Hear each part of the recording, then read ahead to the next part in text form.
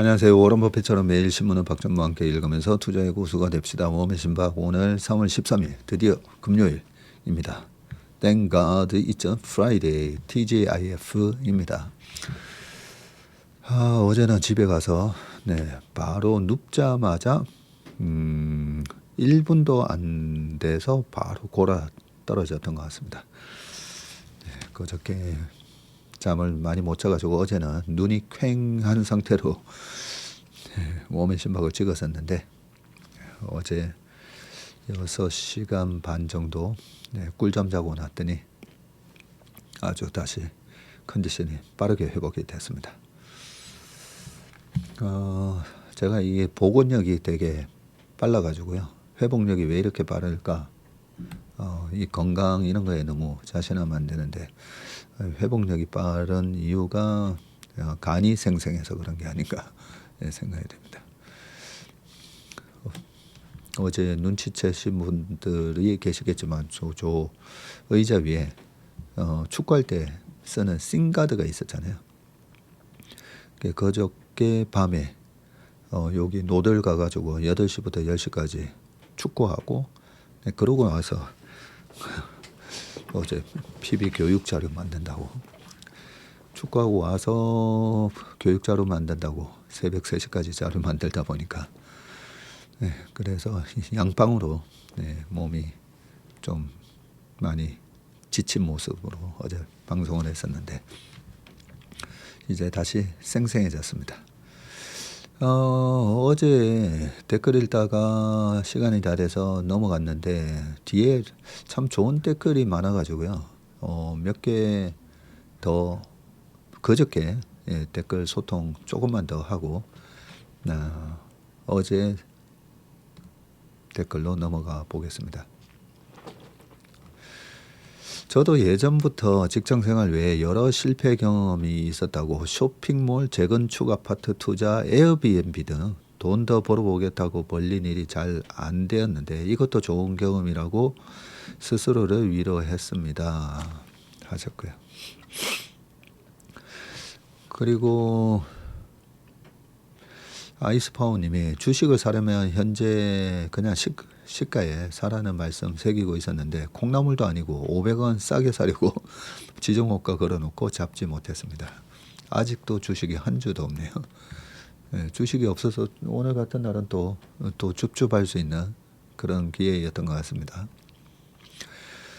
자, 그리고 제가 3월부터 12명 조직의 파트장을 맡게 되니 채슬리 아침 라이브에서 주식에 대해 공부하는 것뿐만 아니라 이제는 조직 분위기가 눈에 들어오네요. 제가 봐온 채슬리는 구성원들 간 너무 즐거워 보이는데 저희 부서도 그렇게 하고 싶은데 현실은 여러 회사들처럼 경직된 분위기로 느껴집니다. 어떻게 해야 채슬리처럼 될 수 있는지 궁금합니다. 하셨는데 많은 분들이 이런 고민을 하실 겁니다. 조직에서뿐만 아니라 가정에서도 마찬가지잖아요. 저희 회사 아침 모닝 브리프에 보면 저희 회사의 신구의 조화가 아주 잘 되어 있습니다. 그죠? 저희 회사의 연령 차이가 아침 모닝 브리프에 앉아 있는 사람들의 구성을 보더라도 나이 차이가 27살, 27년, 27년이 뭐예요? 우리 박준혁 주임이 저희 딸하고 동갑이니까 이렇게 저랑 30년 차이 나는 직원도 있는데 우리가 특히 파트장이 되셨으면 이 중간 슈퍼바이저가 되신 거잖아요, 그죠? 그러면 이게 참 뭔가에 그 장이 된다는 게 되게 힘듭니다. 왜냐하면 리더십도 있어야 되고 또 그 조직이 시너지가 나도록 해야 되다 보니까 시너지가 나서 결국은 그 조직이 아웃풋이 좋게 나와야 되잖아요. 결과가 결국 좋게 나와야 되는데 결과가 좋게 나오기 위해서는 조직원들은 어쩔 수 없이 또 푸시도 해야 되고 푸시를 하다 보면 아니야 괜찮아, 그 정도 못해도 괜찮아, 계속 이럴 수는 없잖아요, 그죠? 그러니까 푸시도 해야 되고, 왜냐면 파트장이니까. 파트장이면 그 파트장 위에 분이 파트장으로 임명했을 때는 결국은 퍼포먼스잖아요. 좋은 퍼포먼스를 만들려고 파트장을 시킨 거니까. 네, 그런데 제 결론은 제가 저희 직원들한테 항상 에너지 버스를 선물한다고 했잖아요. 그 에너지 버스를 보면 답이 다 나옵니다. 파트장으로서는 내가 어떻게 해야 되고, 구성원으로서는 또 내가 어떻게 해야 되는지 나옵니다. 그 에너지 버스에서 뭐 웬만한 내용이 다 나오는데요. 다 나오는데 가장 중요한 어떤 한 가지를 꼽으라면 저는 리스펙트라고 생각합니다. 저희 조직원들도 보면 조직원 12명, 저희 회사도 13명이니까요. 어떻게 보면 같은 입장인데 각자마다 다 탤런트가 다 다르다고 했잖아요. 모든 사람이 탤런트도 다르고, 그 다음에 우리가 MBTI 하듯이 성격도 다릅니다. 네, 성격도 다른데 그 많은 사람들의 성격이랑 일하는 스타일이 다른데 이런 스타일로 해라고 하면, 그러면 그 스타일에 맞지 않는 사람들은 스트레스 받잖아요, 그죠? 그렇게 되면 시너지가 일어나지 않게 됩니다. 각자 스타일에 맞게 이 사람은 미리미리 하는 사람이고, 이 사람은 좀 미뤘다가 하는 사람이고, 결국은 결과적으로는 다 본인들이 맡은 롤을 열심히 다 하면 되는 거잖아요. 그런 부분이 있어서 어떻게 파트장으로서나 우리가 해야 될 부분은 그 사람의 일하는 스타일을 어느 정도 인정을 해주고, 그 사람의 성격이라든지 뭐 어쨌든 존중을 해줘야 됩니다. 존중. 처음에는 그게 잘 안 됩니다. 쟤 왜 저러지? 이렇게 했으면 좋겠는데, 물론 일적으로 내일 12시까지 해와 하면 반드시 해야 되는 일이면, 그 사람이 오늘 낮에 하든 밤에 하든 내일 새벽에 하든 그 12시까지 그 듀 데이트, 듀 타임은 맞춰야 되지만, 예, 그 사람이 일하는 스타일이나 이런 거는 어쨌든 존중을 해줘야 되고요. 그래서 이 보스가 중간 보스가 됐든 최고 보스가 됐든 그 보스가 존중을 안 하잖아요. 그러면 구성원들끼리도 존중을 안 하게 됩니다. 아, 저 사람은 보스한테 지킨 사람이야, 뭐 이런 식으로 또 될 수가 있는 거죠. 그래서 파트장이 되셨으면 제일 저는 한 가지는 일단 조직원들에 대한 리스펙트. 그 다음에 두 번째는 리더십에 대한 얘기인데요. 리더십이 사람들이 좀 잘못 알고 있는 게, 저희 옛날 직원한테 제가 중간 보스를 맡겼었는데 그 직원이 어떻게 하냐면, 야 나중에 다 모여. 그리고 저녁 시간인데도 그 직원이 술을 좋아하다 보니까 뭐 술 먹다가 뭐 9시에 야 다 나와, 뭐 그러니까 소위 우리가 말하는 뭐 카리스마 있잖아요. 그 카리스마가 리더십인 줄 알아요. 근데 그렇지는 않습니다. 그걸 우리가 많이 착각을 하는데요. 그 카리스마는 어떻게 생기냐면 희생, 저 사람은 되게 지금 이 어려운 상황에서 어떤 돌파구를 마련해야 되는데, 영업이 됐든 뭐가 됐든 그 돌파구를 마련하기 위해서 혼자서 정말 조직원들이 주저주저 할 때 가가지고 돌직구 아니면 뭐죠, 무대포 정신이 됐든 그렇게 본인이 조직원들이 하기 힘들어하는 걸 치고 나가면서 그런 거에서 이제 카리스마가 생기는 거고, 거기서 조직원들이 어떤 느낌을 받아야 되냐면, 저 보스는 우리 조직, 그리고 조직에 속해 있는 우리들을 위해서 참 많이 희생을 하는구나. 그래서 그 리더십이라는 건요, 조직원들을 위해서 저 사람이 참 많이 희생을 하는구나. 여기서 리더십이 생기는 거지. 리더십, 따른다는 거잖아요. 내가 리더를 하고 사람들이 따라오는 게 리더십이 되는 거잖아요. 어떤 경우에 따라오느냐? 나는 앞으로 나가지 않으면서 나가. 나는 이거 잘못하다가 내가 다칠 수 있을 것 같은데 그러면 네가 해봐봐. 네. 그래서 보통은 보면 이제 잘못된 리더십이 보면 약간 이거 잘못했다가는 이 나중에 굉장히 잘못되면 비난을 받고 회사에서 아웃될 수도 있고 뭐 이런 상황에서 말 함부로 저거 잘못했다가 찍히는 거 아닌가 뭐 이런 거에서 네, 내가 희생을 하는 조직원들을 위해서 희생을 한다. 네, 이 느낌을 줄 때 강력한 리더십이 생긴다고 생각합니다. 그래서 그 희생의 단어가 바로 저 위에 있는 케어라고 했잖아요. 케어. 네. 우리 보스는 우리 파트장은 우리를 케어하는구나. 그래서 리스펙트랑 케어 요 두 단어가 저는 조직을 항상 즐겁게 만들고 서로가 신뢰하게 만들고 서로가 서로를 위해서 우리 보스가 저렇게 희생하는데 나도 우리 조직을 위해서 우리 조직원들을 위해서 나도 희생을 해야 되겠다. 내 시간 조금 더 내가 더 노력해서 내가 좀 더 솔선수범해서 해야 되겠다. 이런 마음들이 생길 때 전체 그 조직이 어떤 조직보다도 강력한 조직이 된다라고 생각합니다.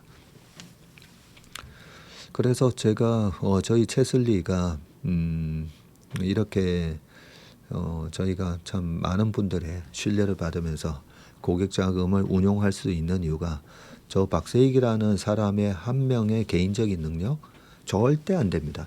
네. 제가 한창 잘할 때도 절대 저는 아니라고 보고요. 우리 조직원들 하니까 약간 뭐 조폭 같은데 우리 채슬리 팀 채슬리 팀 채슬리가 사실 다른 어떤 회사보다도 저는 시너지가 잘 나는 조직이라고 생각합니다. 서로 신뢰하고 그래서 저희 회사가 옛날에 인피니티 때부터 저희 팀이 이직률이 여의도에서 항상 최저였습니다.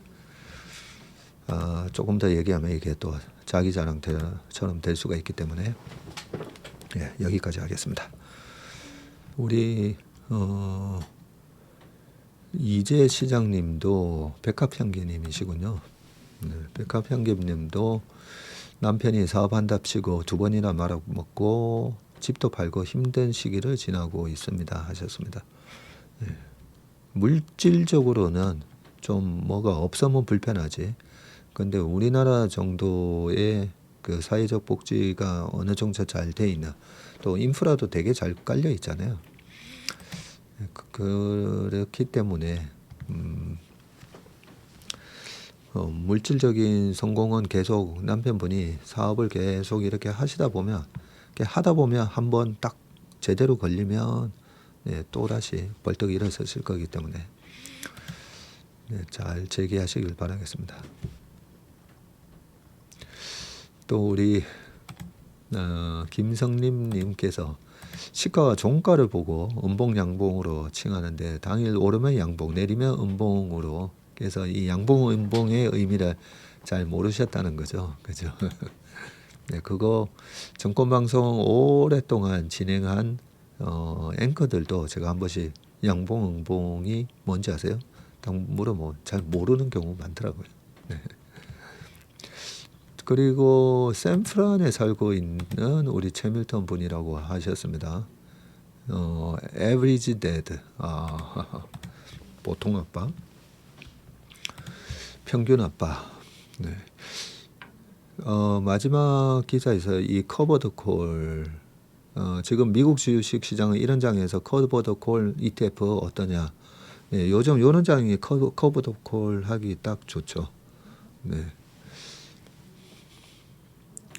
그리고 반도체 생산시 헬륨이 매우 중요한데 현대 중동 전쟁으로 인해서 이 헬륨 수입의 60% 이상의 차질이 생겨서 뭐 이런 얘기들, 그렇죠. 네, 이런 얘기들이 있을 때 이 헬륨에 대한 공급망과 뭐 이런 거를 저희가 어떻게 뭐 다 알겠습니까? 그런데 예전에 우리나라에서 이 경유 차량에 넣는 거 있잖아요. 그 뭐죠? 뭐 바이오 뭐 해가지고 뭐 넣어야 되는 거 있잖아요. 그거 안 넣으면 경유차가 멈춥니다. 그랬을 때도 사람들이 뭐 사재기하고 큰일 났다. 전국의 트럭이라든지 이게 물류가 이게 중단될 위기다. 막 이런 얘기 나오는데 네, 결국은 다 해결하지 않습니까? 그죠?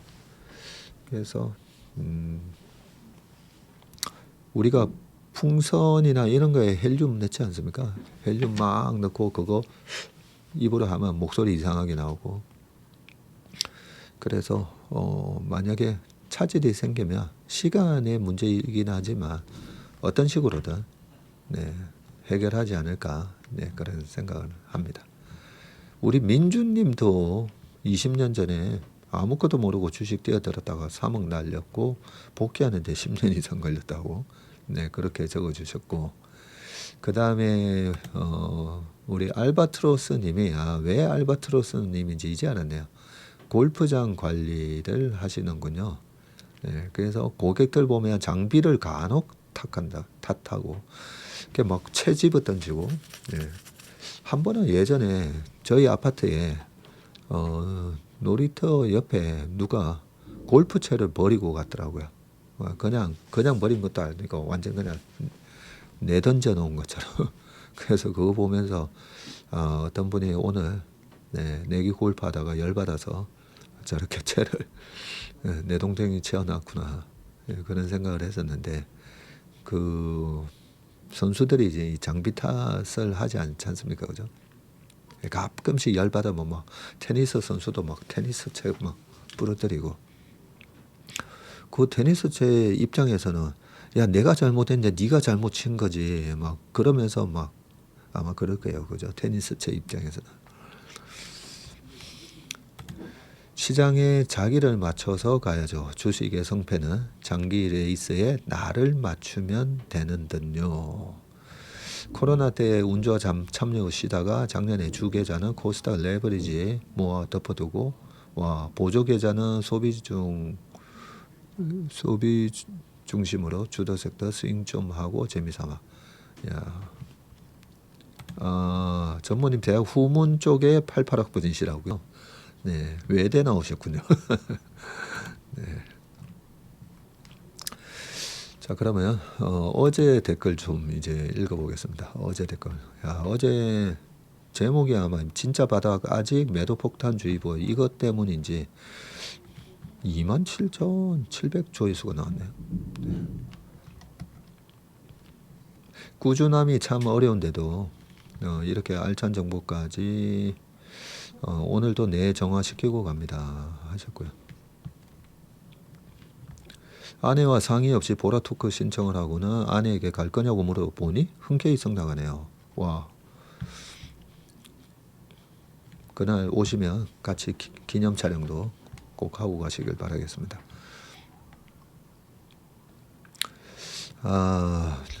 인턴 생활하며 도서 예약 구매하고 북토크 신청했는데 부산이라 한번 가기가 어렵네요 하셨습니다. 이번에 보라토크 하고 저희가 따로 저희 채슬리 TV에서 따로 한번 한번 뭐 대전이나 부산이나 이렇게 한번 할 수 있도록 한번 기획을 해보겠습니다.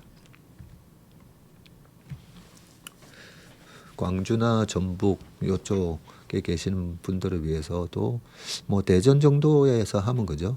대전까지는 또 금방 오시잖아요, 그죠? 부산까지는 갈 수 있을지는 모르겠지만 일단 대전 정도에서 한번 하면 어떨까 생각입니다. 바이오는 어려워요. 티슈진에 호되게 당하고 바이오는 되도록 패스합니다. 그렇죠. 그래도 다시 요즘 코오롱 TCG는 이쪽이 살아나서 다행이에요. 그죠? 자, 헬릭 스미스 주식 매도 이야기 들으니 반대의 예로 한미 반도체가 생각나네요. 곽동신 부회장님이 주가가 떨어져도 개의치 않고 사시더니 다 이유가 있었네요. 그렇죠. 이 내부자가 또 주식을 공격적으로 살 때는 또 그것만큼 좋은 신호도 없습니다. 그죠? 네. 곽동신 부회장님 주식 사는 거 보면 그래? 우리 한미 반도체야. 떨어지면 나 계속 살 거야. 그런 굉장한 포스를 느낄 수 있었는데 다시 다 회복했지 않습니까? 그죠? 회사가 얼마나 좋아지는지 대표이사만큼 잘 아는 사람이 없겠죠 아마. 주식 시장이 좋을 때는 시간도 잘 가는 것 같았는데 지금은 시간도 잘 안 가는 것 같네요. 사람의 마음인가 봅니다. 그래서 취미 생활을 하셔야 됩니다.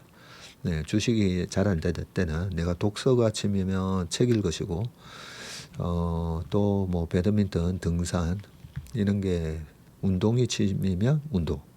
여행이 취미신 분은 그래 이럴 때 여행이나 좀 갔다 오자. 딸과 열심히 듣고 있다고 민미애님이 하셨고요. 오메의 신박은 매일 아침에 커피 같은 존재입니다. 엔스로픽이 정부 상대로 소송 걸은 것이 99.99% 이길 거래요. 그래서 다시 국방부와 일하게 될 거라고 하네요. 산책 중에 매화의 꽃망울을 보았습니다. 봄이 왔어요. 어제도 저기 갔는데 제가 한투 교육하러 가면서 여기서 자전거를 타고 왔는데 자전거 가지러 밑에 내려갔더니 저희 회사 건물 모퉁이에도 이 매화가 꽃망울을 싹 이렇게 터뜨리려고 그러고 있더라고요. 지금 이제 3월 13일 이 언저리면 막 개나리도 보이고 해야 되는데 아직 안 보이고 있습니다. 그죠? 빨리 올려주시면 들어갔다 나왔다 안 해도 좋습니다. 늦게 올라오면 계속 들락날락 해야 되니까. 그렇죠? 웬만하면 3시 전에 올리면 제일 좋은데 그죠? 전무님께서 직접 일식집을 운영하셨던 경험이 있으셔서인지 코로나 시절 어려움을 겪는 자영업자분들 사정을 공감하고 가족분들하고 외식하러 가셨던 것 같습니다. 그때 우리 기가파워님이 다 방송을 다 들으셨군요. 코로나 때 뭐 격리해야 된다 하면서 완전히 식당이 얼어붙었잖아요. 그래서 제가 저희 딸하고 우리 나가서 먹자고 했더니 아빠 지금 제정신이야. 제정신이야 뭐 그렇게는 얘기 안 했는데 굉장히 화난 듯이 그래서 제가 지금 식당 가면 식당에 사람 아무도 없을 거라고. 그런데 식당을 해봤기 때문에 그 마음을 알잖아요. 다 준비해놨는데 손님이 한 명도 오지 않으면 계속 임대료 나가죠. 직원들 월급 줘야 되죠. 그래서 집 앞에 있는 식당에 갔더니 역시나 저희밖에 없었어요. 그 큰 매장에 저희 가족. 오늘 엄청 빨리 올라와서 무슨 일 있나 했어요. 이 방송을 들으면 저도 좋은 사람이 되는 것 같습니다. 하셨고요. 우리 댓글 써주시는 분들의 마음이나 그죠? 인품이 다 너무 좋으셔서 그런 것 같습니다. 이벤트 보고 투자한다는 말은 로또 추첨 결과 보고 구입해도 늦지 않다는 소리와 다를 바 없는 것 같아요. 그렇네요. 로또 결과 나왔는데 사러 가면 안 사지잖아요. 그죠? 참 좋은 비유이신 것 같습니다.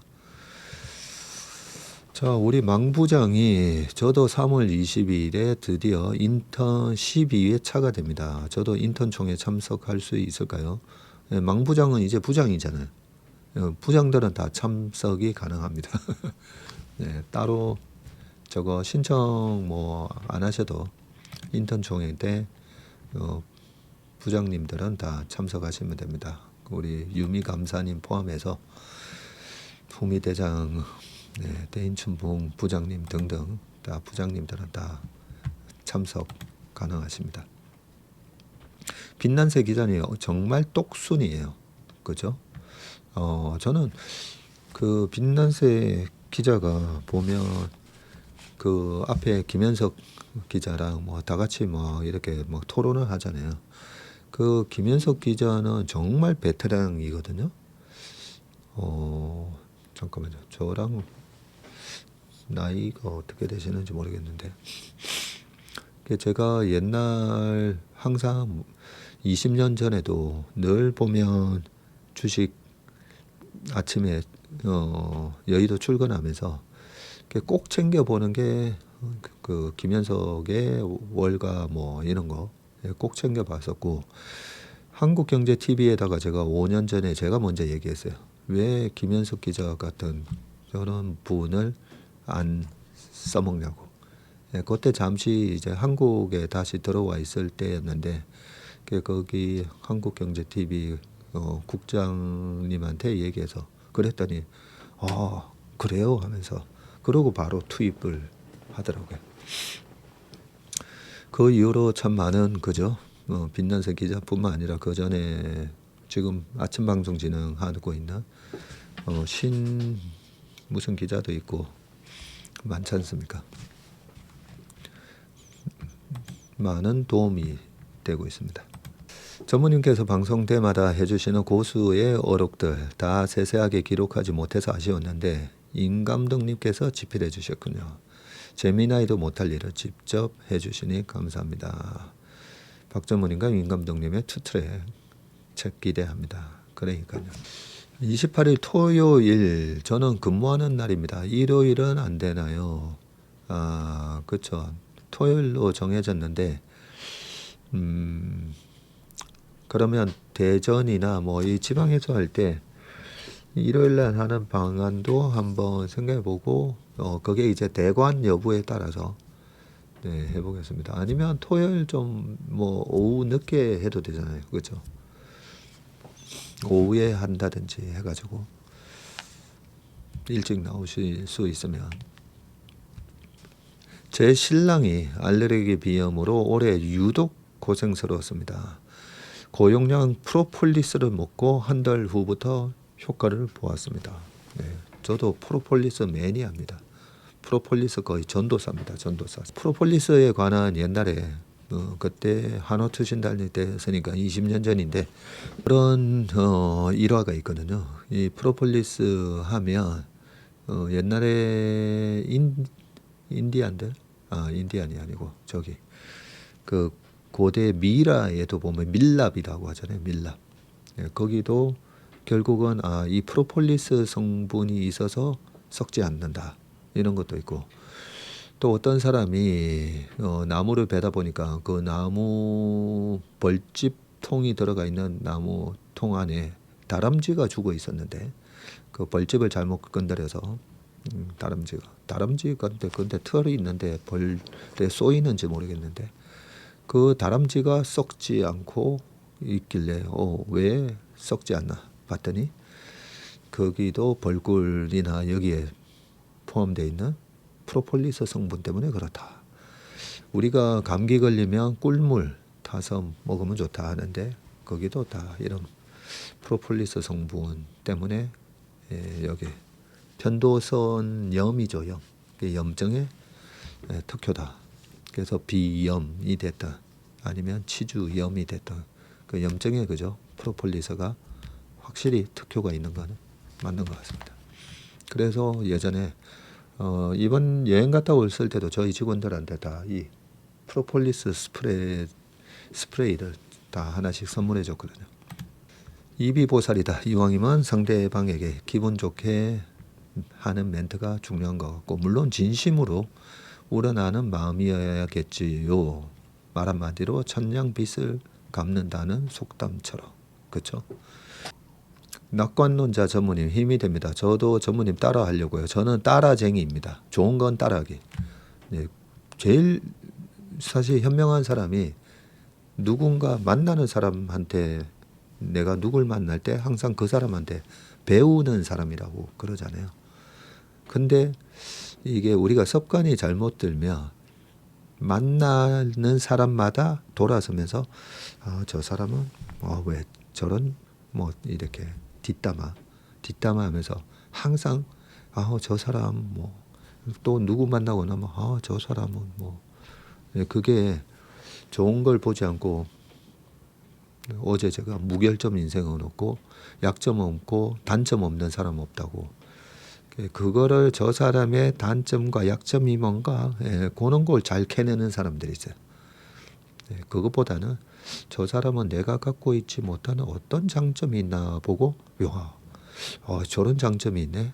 저건 나 따라야지. 저런 좋은 습관이 있네. 나 저거 따라야지. 네, 우리 순례자님도 그런 거 좋은 거 따라하는 따라쟁이시기 때문에 참 좋은 인생을 살고 계실 거다라고. 최 부사장님은 묵직한 거목 같습니다. 자, 그러면 우리 요거 마지막 최 부장님께서 전무님께서 말씀하셨던 투자 전략을 정리해 봤는데 첫 양봉에 매도하지 않는다. 그렇죠? 첫 양봉, 첫 음봉에 또 사지 않는다. 폭락 첫날에는 매수하지 않는다. 그렇죠? 그리고 세 번에 걸쳐서 분할 매도. 매수할 때도 좀 분할 매수. 121선이나 5개월 이평선 무너지면 이게 트레이딩 관점으로 내가 약간 이 비싼 영역에 거래되고 있는 주식을 나도 저거 못 먹으면 배 아파서 안 되겠어. 나도 들어가서 먹어야 되겠어. 그렇다면 원칙을 정하고 들어가셔야 되는데 트레이딩 관점으로 들어가셨다면 121선 5개월 이평선이 무너지면 도망 나온다. 그리고 장 시작 후 30분 정도는 주가 흐름을 보고 장 마감 전에 매수. 요거는 이것도 다 트레이딩 전략인데요. 30분 동안 영차 오징어 게임에서 줄다리기 하듯이 영차 하다가 어느 쪽으로 시세가 확 무너질 때 시장은 외국인 매매를 봐야 돼요. 외국인 30분 동안 선물보다도 현물이 작은 이거 시분할로 이거 종가까지 한 3조 팔겠는데 30분 또 보면 추세가 보이잖아요. 이거 잘못하면 오늘 한 2조 5천억 매도 나오겠는데 그러면 조심해야죠. 매수를 생각했더라도 좀 봐야 되고. 그 다음에 종목으로 주식을 살 때는 뭐 볼린저 밴드를 활용해도 된다고 했잖아요. 어제 볼밴드 보고 이 주식은 한 마이너스 200까지 빠져서 올라갈 것 같아 하면 그러면 마이너스 200에 걸어 놓으셔도 되는데 이걸 사서 30%, 50%, 100% 날 것 같은 주식이라 생각해서 들어갔다면 그러면 마이너스 200원에 안 사지고 오히려 플러스 뭐 300원, 500원으로 더 올라가 버려요.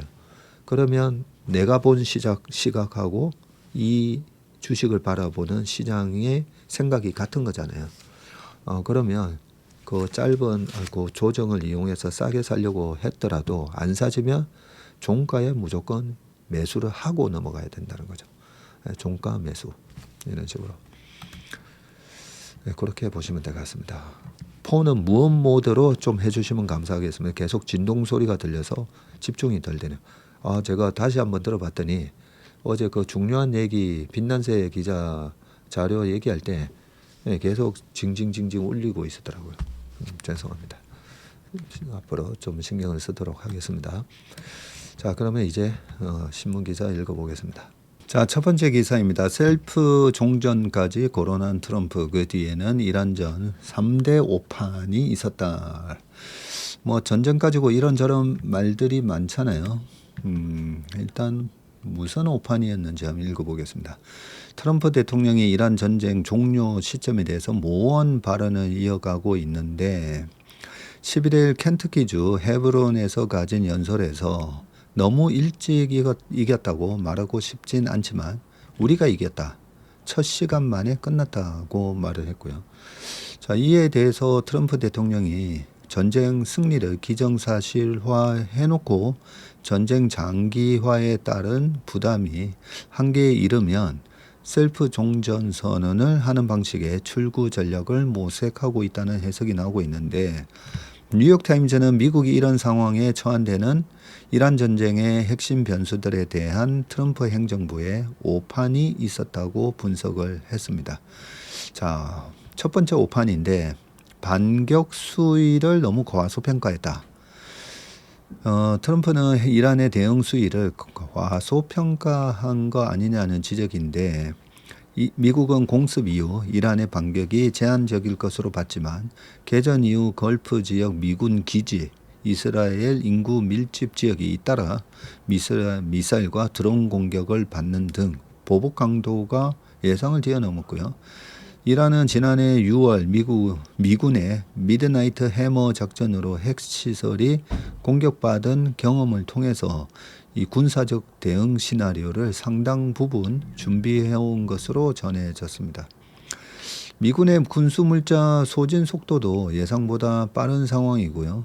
국방부는 최근 미 연방의회 브리핑에서 개전 첫 이틀 동안 약 56억 달러, 약 8조 3천억 원의 상당의 탄약을 소진했다고 보고했는데 이는 기존에 알려진 것보다도 훨씬 빠른 페이스입니다. 자, 두 번째는 유가 쇼크에 대해서 과소평가를 했다는 거고요. 미국의 가장 뼈아픈 오판은 기름 전쟁의 역습을 충분히 예상하지 못한 점인데 지난달 18일 미국의 대이란 군사 개입이 임박했다는 얘기가 나오던 시점에서 라이트 에너지부 장관이 전쟁이 발생하더라도 중동 석유 공급 방해 및 에너지 시장 혼란 가능성을 우려하지 않는다고 자신을 했었는데 트럼프 대통령도 유가 상승 위험에 대한 보고를 받았지만 중대한 문제는 아니라고 일축했다고 합니다. 하지만 호르무즈 해협을 통과하는 유조선에 발포하겠다는 이란 위협에 이어서 해협 일대에서 실제 선박 피격이 이어지고 있고 뉴욕타임즈는 상업적 해운은 마비 상태에 빠졌고 유가는 급등했고 기름값 상승이 촉발할 경제 위기를 진정시킬 방안을 급히 모색 중이라면서 오판의 심각성이 드러난 것이라고 보도했습니다. 자, 세 번째 오판은 이란 체제 변화 예측에 대한 오류인데 트럼프는 개전 후 이란 내 정치 지형 변화 예측도 빗나갔다는 지적을 받고요. 일부 군 보좌진은 이란 고위 지도부를 제거하면 보다 유연한 지도자들이 권력을 장악할 것으로 확신했는데 하지만 결과는 이와 거리가 멀고요. 이란은 하메네이의 후계자로 차남 모즈타바를 세우며 체제를 유지했고 충성 맹세가 이어지는 등 강경파가 결집하는 양상을 보이고 있습니다. 자, 그 중동 전쟁에 따른 또 다른 뉴스인데요. 중동 확전에 푸틴만 웃는다. 러시아가 중동 확전으로 요동치는 국제 정세를 전략적으로 지금 활용하고 있고요. CNN은 러시아가 이란에 구체적인 드론 전술과 표적 설정, 타격 조언까지 제공하고 있다고 보도했는데 러시아가 우크라이나 전선에서 축적한 드론 떼공격 운용 경험이 중동으로 넘어가고 있고 위성 정보를 활용해서 중동 내 미군 위치 정보를 이란에 전달한 정황도 포착됐다고 합니다. 이란이 미국과 걸프국들을 압박할수록 서방 방공 자산 등이 중동으로 이동해서 우크라이나 전선에 부담이 줄기 때문입니다. CNN은 이를 두고 미국이 우크라이나를 지원해온 대가를 치르게 하려는 것이라고 분석을 했고요.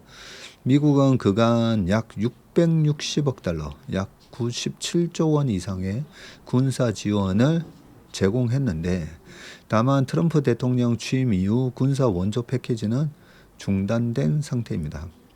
안토니오 코스타 유럽 정상회의 의장은 10일 브뤼셀 연설에서 중동 전쟁의 승자는 러시아뿐이라면서 에너지 가격 상승으로 러시아는 자금을 더 확보하고 우크라이나를 지원할 군사 역량은 중동으로 분산되고 있다고 지적했습니다. 러시아는 전장 밖에서도 분주한데 파이낸셜 타임즈는 크렘린궁이 내달 헝가리 총선을 앞두고 친러 성향인 오르반 빅토르 총리의 재선을 돕기 위해서 현지 인플루언서들을 이용해서 그를 지지하는 비밀 여론 공작을 승인했다고 전했습니다. 크렘린 연계 미디어 컨설팅 회사인 소셜 디자인 에이전시가 제안한 관련 계획에는 오르반을 헝가리의 주권을 지키는 유일한 후보로 묘사하는 내용이 담겼고요. 다만 헝가리 정부는 좌파의 허위 주장이라면서 부인했고 크렘린궁도 가짜뉴스에 근거한 것이라고 반박했습니다. 전쟁 얘기를 하나만 더 해볼게요. 자, 이 부분인데요. 자, 미국 친중 산유국의 이딴 타격, 정상회담 앞둔 협상용 카드다. 예, 요 얘기를 저도 몇 번 듣긴 했는데, 김재성 현대차증권 연구위원회 인터뷰 내용이네요. 자, 한번 보겠습니다. 자, 미국이 친중 산유국을 연달아 공격하는 것은 미중 정상회담을 앞두고 중국의 에너지 안보를 위협해서 협상 우위를 가져가려는 전략으로 보인다며 그만큼 양국 간 협상 과정이 치열하다고 밝혔고요. 미국은 히토류가 부족하고 중국은 에너지가 부족한 구조적 상황에서 미국이 베네수엘라에 이어서 이란까지 공격에 나선 것은 3월 말에서 4월 초로 예정된 미중 정상회담과 무관하지 않고 일각에서는 미중 정상회담 때문에 전쟁이 일어났다는 말이 나올 만큼 양국의 협상 기싸움이 치열하게 전개되고 있다고 설명했습니다.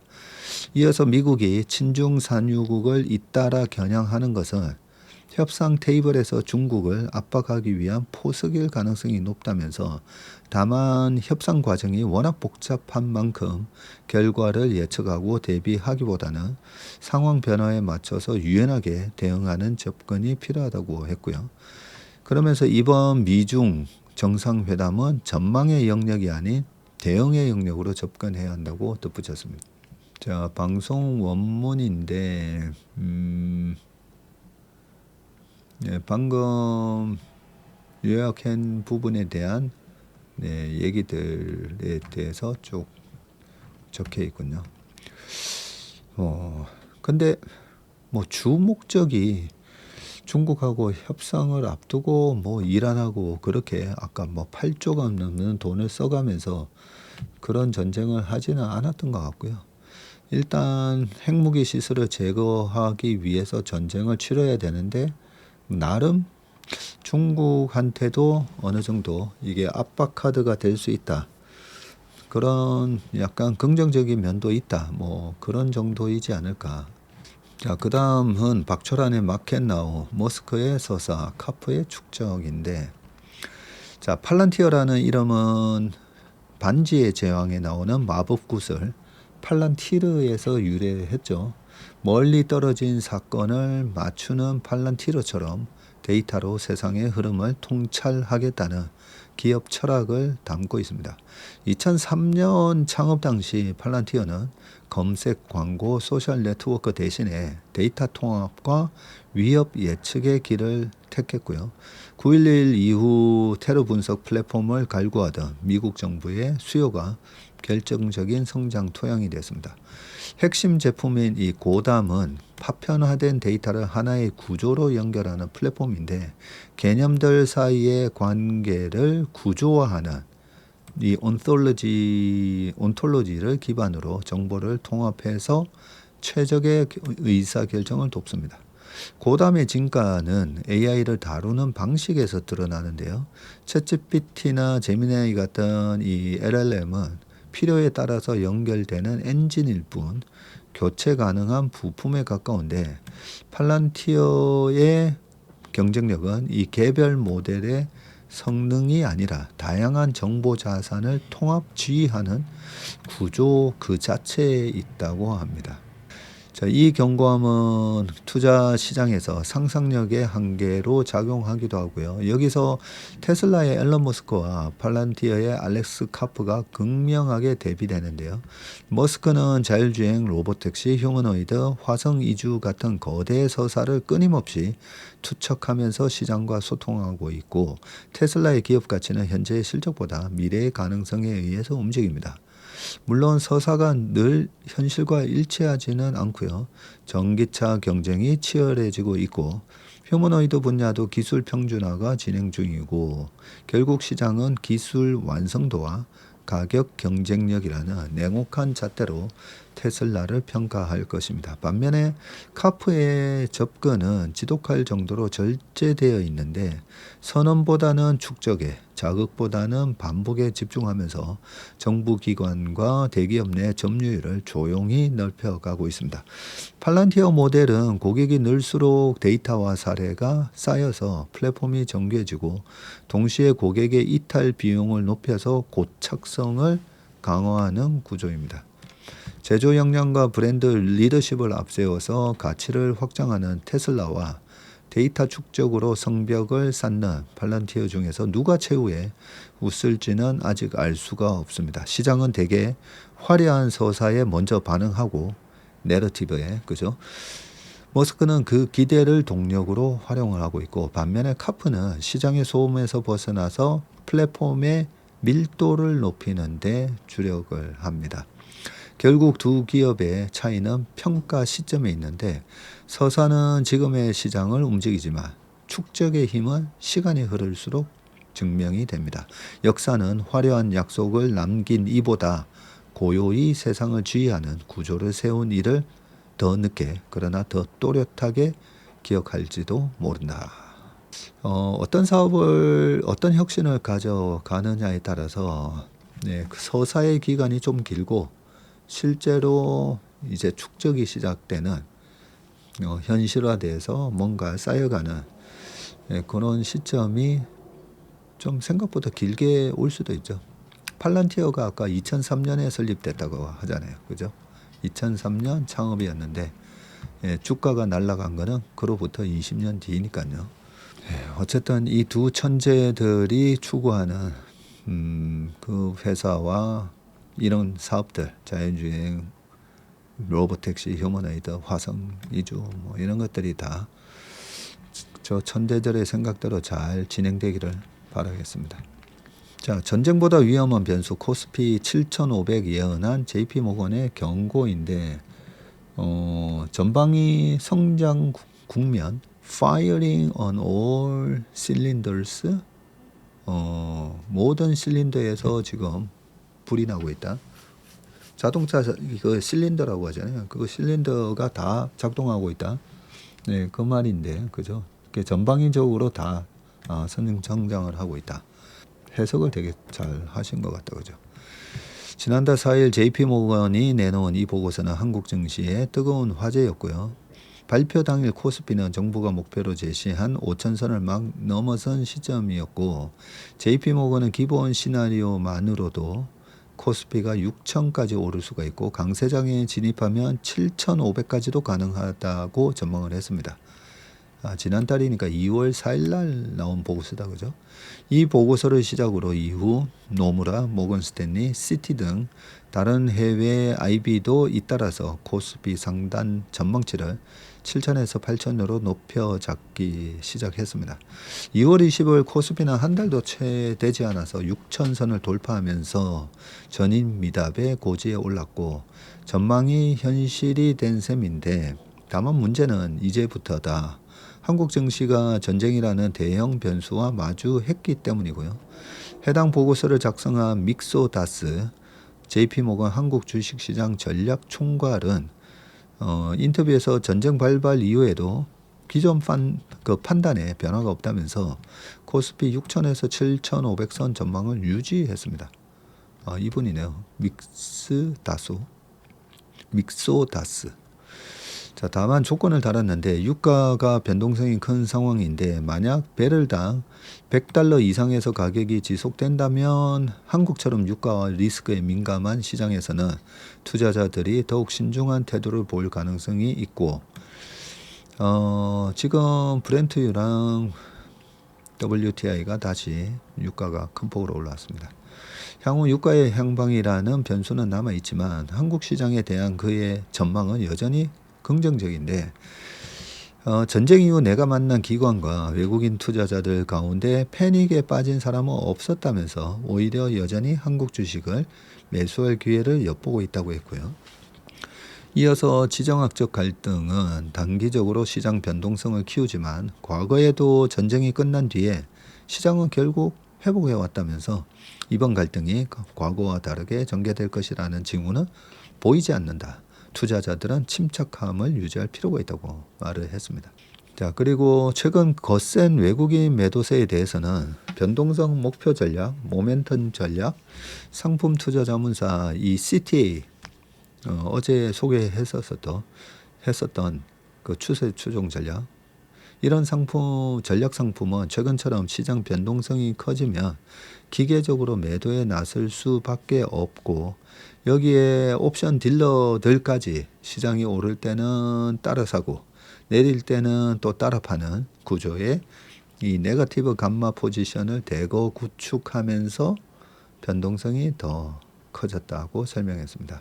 최근 외국인 매도는 한국 시장을 비관해서라기보다 변동성 확대에 따른 기계적 매매 성격이 강했다는 의미입니다.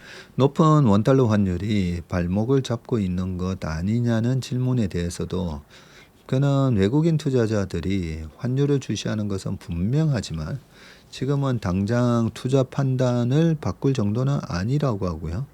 이어서 원화가치 하락이 지속해서 기대 주식 투자 수익률에 미치는 영향이 더 커진다면 이야기가 달라질 수 있다면서도 현재 수준의 변동성이나 레벨 자체는 크게 우려할 만한 수준은 아니라고 했습니다.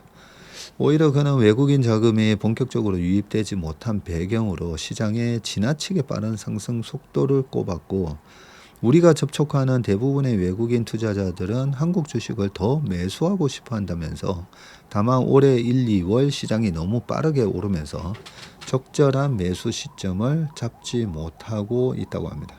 지금은 기회를 기다리고 있는 상황이고 외국인 투자자들이 한국 시장으로 조만간 돌아오리라 전망을 했고 실제로 이런 조짐은 최근 수급 흐름에서도 일부 나타나고 있는데 지난 3일 화요일에는 외국인 투자자들이 순매도를 기록했지만 4일에는 다시 큰 폭의 순매수로 돌아섰다고 했습니다.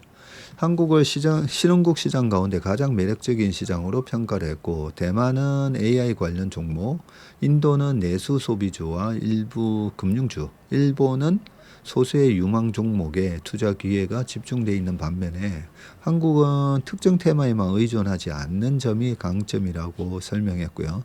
그는 AI 흐름이 꺾여서 메모리 반도체가 조정을 받더라도 금융주, 지주사, 방산주 등 다른 선택지가 남아 있어서 해외 투자자들에게 포트폴리오 차원에서 안정감이 있는 시장이 한국이라고 말을 했습니다.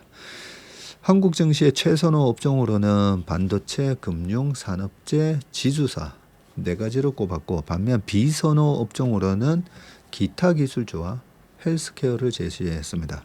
그는 바이오는 미국 행정부의 무역 정책과 관세 영향에 노출되어 있는데 비해서 주가를 끌어올릴 뚜렷한 촉매가 부족하다면서 다수의 기타 기술주는 메모리 가격 상승으로 마진이 악화될 것이라서 매력적인 구간이 아니다라고 말했습니다. 반면 그는 메모리 반도체를 여전히 상승 여력이 큰 최선호 업종으로 꼽았고 메모리 업종에서 가장 중요한 지표는 결국 메모리 가격인데 현재 메모리 가격이 계속 오르고 있는 만큼 추가 상승 여력도 충분하다고 했습니다. 지난 1년간 메모리 가격이 2배가량 올랐지만 아직 정점 신호는 뚜렷하지 않다고 봤고요. 그는 과거 메모리 사이클은 보통 1년, 길어야 1년 반 정도였다면 AI 확산 이후에는 상황이 달라졌고 공급망 기업들과의 계약 협상 과정에서 들은 내용을 종합하면 적어도 지금 단계에서 사이클 종료 조짐은 보이지 않는다고 전망을 했습니다. 네, 이러한 상황하고 상관없이 우리 시장에 대해서 굉장히 긍정적으로 6천까지 오를 수가 있고 강세장 진입하면 7,500. 그런데 지금은 단기적으로 이란 전쟁 때문에 약간 조정장의 성격을 보이고 있기 때문에 다시 강세장이 도래하면 7,500까지도 가능하다고 그렇게 얘기를 하고 계십니다. 자, 마지막 기사입니다. 금요일마다 이 중앙일보의 기사를 검색할 때마다 허지원의 마음상담소가 혹시 이번 주에 나왔나 보는데 많은 분들이 좋아하시는 마음상담소 오늘 올라왔습니다. 제목이 힘을 빼는 기술. 자, 어떤 내용일까요? 난이도가 높은 삶을 살며 그 안에서 지혜를 길어올린 사람들의 이야기에는 특유의 힘과 깊이가 있습니다.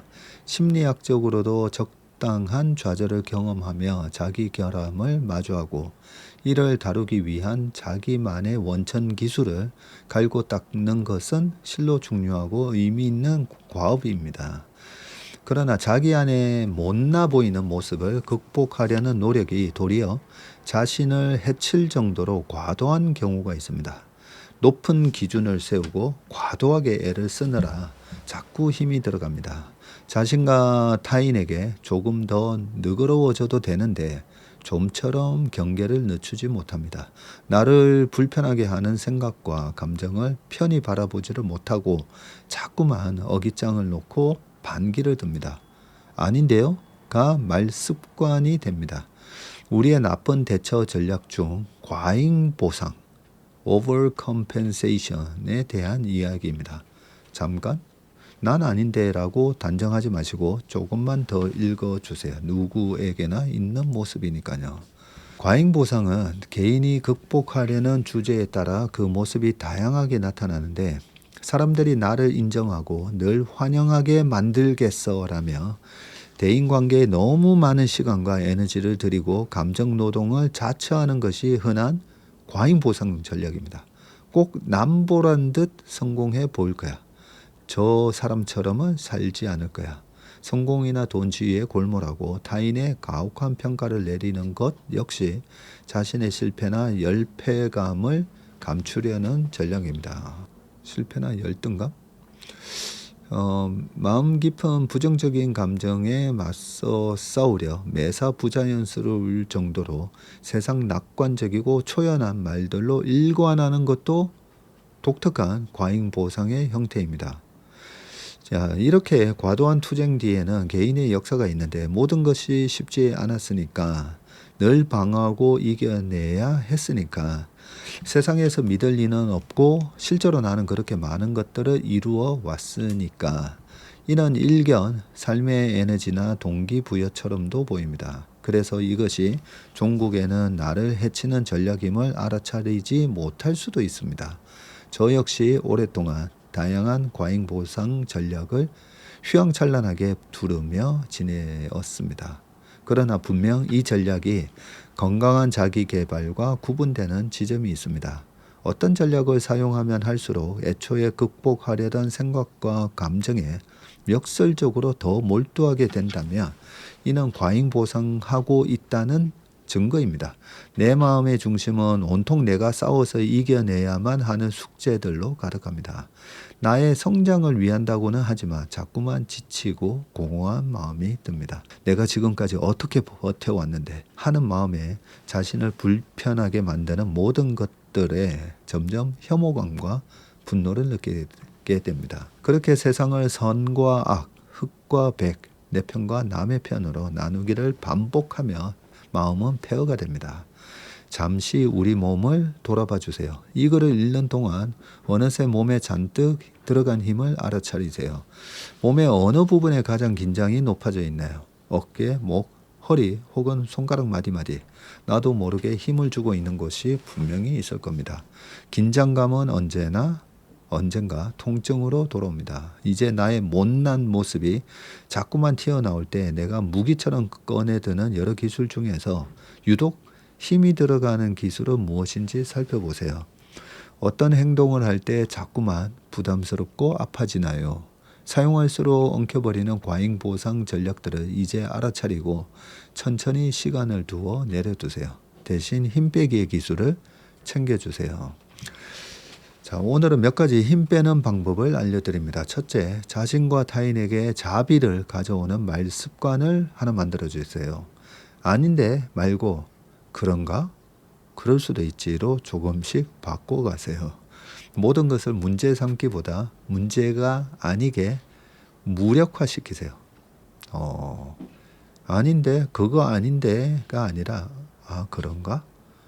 그럴 수도 있구나 라고 말을 하라는 거죠. 자, 둘째는 마음에 여러 감정의 폭풍이 몰려올 때 홍콩 무협 영화의 고수처럼 행동하세요. 느리고 부드러운 움직임으로 자기 안에 고요한 중심을 찾으세요. 셋째는 내가 생각해도 참 절묘하고 지혜롭다 싶은 나만의 원천 기술을 다시 추리세요. 나의 결함에도 불구하고 나는 나를, 다른 사람을, 세상을 어떻게 다정하게 대하나요? 그 방법들을 적어주세요. 자, 마지막 입 밖으로 소리내어 이제 자신에게 들려주세요. 나는 내가 참 짜네. 그동안 고생했어. 자, 이제 몸과 마음에 들어간 힘을 천천히 내려놓습니다. 힘을 빼는 기술. 우리가 지나치게 저희 아버지도 보면 완벽주의자시거든요. 모든 거에서 실수를 안 하시려고 그렇게 하시다 보니까 어떻게 보면 좀 너무 피곤하게 사신다 이런 생각도 좀 들지 않습니까? 그래서 그게 좀 너무 지나치게 이 스탠다드를 높게, 기준을 높게 좀 잡고 있어서 그런 거 아닌가라는 생각을 늘 합니다. 저 같은 경우에는 목표 자체가 그렇게 높지는 않습니다. 높지는 않은데 웬만하면 좀 에임 하이 하려고는 하죠. 에임 하이 하려고. 목표를 설정을 조금 에임 하이스트 하지는 않습니다. 그래도 최소 뭐 상위 20% 뭐 이런 식으로 에임 하이 레벨 해놓고 그리고 노력을 하고 하지만 저도 게을러서 막 열심히 안 한다고 했잖아요. 에임 하이를 해놓지 않으면 에임 중간으로 해놓으면 그 중간도 안 하거든요. 그래서 일단은 에임 하이 해놓고 저희 학교 선배님처럼 네가 목표로 한 거에 또 한 80% 하면 거기 또 만족을 하고 교수님 말씀을 듣다 보니까 자꾸 아닌데요. 그거 아닌 것 같은 데가 너무 자기의 주관이라든지 자기의 스탠다드로 다 바라보는 거잖아요. 그런 부분에 있어서 약간은 그런가? 그럴 수 있다. 이렇게 좀 기준치를 낮춰놓고 동기부여 지나치면 마음이 폐허가 되고 그거 하려고 그죠? 엄청 애를 써야 되니까 또 과한 초연함도 일종의 과잉 보상이기 때문에 근육의 힘을 빼고 다정한 말을 그리고 이 부분도 저는 조금 마음에 와닿는 게 사람들이 나를 인정하고 늘 환영하게 만들기 위해서 이게 제가 강의를 하거나 뭐 방송을 하거나 참 저에 대한 기대치가 다들 높으시기 때문에 그래서 무조건 좀 잘해야 된다. 무조건 좀 잘 맞춰야 된다. 뭐 이런 것 때문에 조금 그 강의 준비나 이런 거 하는 데 있어 너무 시간을 많이 쓰는 경향이 있습니다. 늘 그래도 많은 분들이 제 강의를 듣고 나면 정말 잘 들었다. 모든 영화를 다 흥행작으로 만들겠다. 약간 그런 심리도 저도 있긴 하거든요. 좀 힘을 뺄 필요가 있는 것 같습니다. 자, 주말에는 그동안 이번 일주일 동안 참 잘했어. 2주 동안 이 변동성장에서 어떤 액션을 하셨던 또 액션을 안 하셨던 2주 동안 참 수고해서 그러시면서 힘 빼고 이번 주말 행복한 주말 보내셨으면 좋겠습니다. 웜의 신박 오늘 여기까지 하겠습니다. 행복한 주말 되세요. 고맙습니다.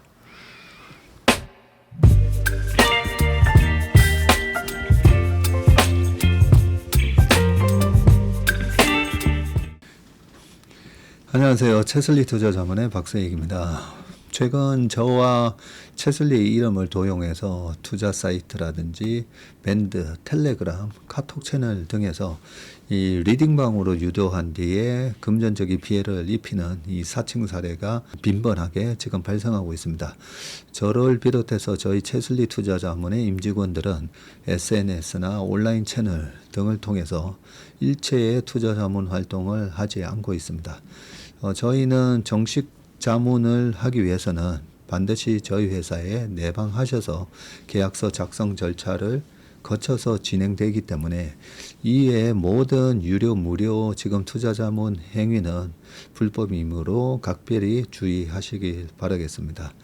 의심스러운 채널이나 메시지를 받으시면요, 피해를 방지하기 위해서 즉시 신고하시거나 삭제하시길 바라겠습니다. 대부분의 사례가 이 사칭 사례에 피해를 보신 분들의 핸드폰을 제가 보면 이 방에 오셔서 무료로 투자를 도와드립니다. 뭐 이런 얘기를 하고 있고요. 거기에 보면 어떤 밴드로 특정 밴드로 유도한 다음에 돈을 송금하라고 되어 있습니다. 그 과정에서 저희 하고의 일체 계약 관계가 없기 때문에 그렇게 돈을 송금하라고 하는 부분에 있어서 특히나 유의를 좀 해주시기 바라겠습니다.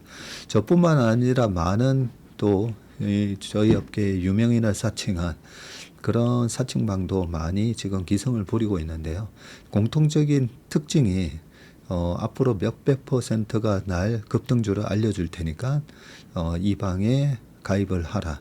그러고 난 다음에 금전적인 부분을 갖다가 송금을 요청하는 그런 형태의 수법을 쓰고 있기 때문에 그렇게 무료로 주식을 알려드립니다. 이런 문자를 받으시면 바로바로 삭제를 하시길 바라겠습니다. 저희 채슬리와 채슬리 임직원들을 많이 사랑해 주시는 저희 채슬리의 고객분들 그리고 저희 채슬리의 이 구독자분들이 이런 사칭 피해가 일체 발생하지 않기를 바랍니다. 그러면 여러분들의 가정과 일터에서 항상 평화와 행복이 가득하시길 기원합니다. 감사합니다.